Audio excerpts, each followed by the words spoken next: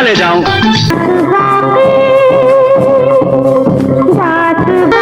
अब क्या है?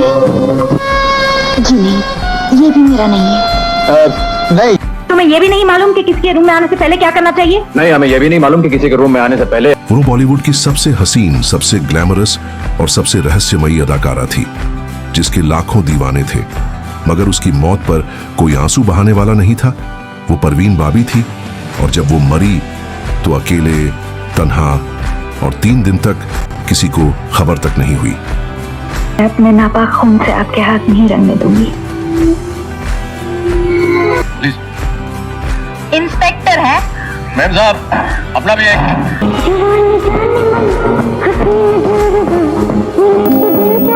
आदमी जो कहता है, आदमी जो सुन। साल था 1976। परवीन बाबी अपने करियर के शिखर पर थीं। दीवार, अमर अकबर, एंथनी, शान जैसी सुपरहिट फिल्मों में उनकी मौजूदगी ही फिल्म को हिट बना देती थी। एक बात कहना चाहता हूँ, जिस काम के लिए आपने मुझे रखा है वो काम वापस मिल जाएंगे, और उस आदमी को अपने किए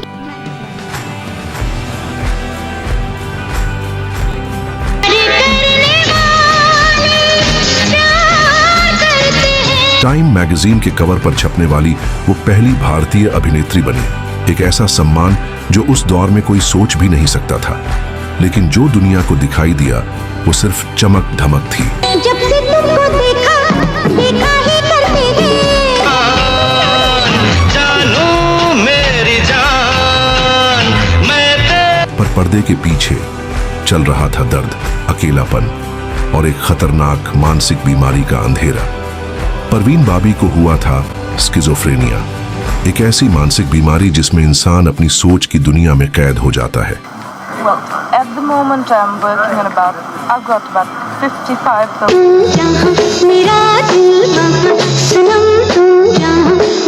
उन्होंने कहा था, अमिताभ बच्चन मुझे मारना चाहते हैं, CIA मेरे पीछे पड़ी है, हर कोई मुझे खत्म करना चाहता है। लोग हंसे, मीडिया ने मजाक उड़ाया। किसी ने नहीं सोचा कि ये सब एक बीमार दिमाग की चीखें थीं, मदद की पुकार थी। घरों में जाकर काम करते हैं और लोग उसके बदले में हमको जो पैसा देते हैं उससे गरीबों के कपड़े। पिंगे को जा रही है मेरी गडरी। बस तो यूं कह रहा हूँ कि इलाका बड़ा खराब से दोरे गड़े। परवीन सब कुछ छोड़कर विदेश चली गई। जब लौटी तो न कोई फिल्म थी, न कोई दोस्त, न कोई परिवार। वो बंद हो गई अपने घर की 4 दीवारों में। कोई उन्हें देखने नहीं आया, कोई उन्हें याद नहीं करता था। वो जिंदा थी, लेकिन जैसे जिंदा लाश बन चुकी थी। जानो मेरी जान, मैं तेरे। बोल तू क्या क्या काम कर सकती है? 21 जनवरी 2005 मुंबई की एक बिल्डिंग में बदबू फैलने लगी थी। पुलिस ने दरवाजा तोड़ा और वहां मिली परवीन बाबी की 3 दिन पुरानी लाश, सड़ी हुई, अकेली, और किसी को भनक तक नहीं लगी। कभी जो सबसे हसीन चेहरा था बॉलीवुड का, वो चेहरा इस दुनिया से ऐसे गया जैसे कोई कभी था ही नहीं। ये थी परवीन बाबी की कहानी, एक ऐसी औरत की जो वक्त से आगे थी, लेकिन जिसे दुनिया कभी समझ ही नहीं पाई। वो गई अकेले, लेकिन एक सवाल छोड़ गई, क्या स्टारडम वाकई खुशियां देता है? अगर आपको परवीन बाबी की ये सच्ची और झकझोर देने वाली कहानी पसंद आई तो वीडियो को लाइक करें, शेयर करें और चैनल को जरूर सब्सक्राइब करें।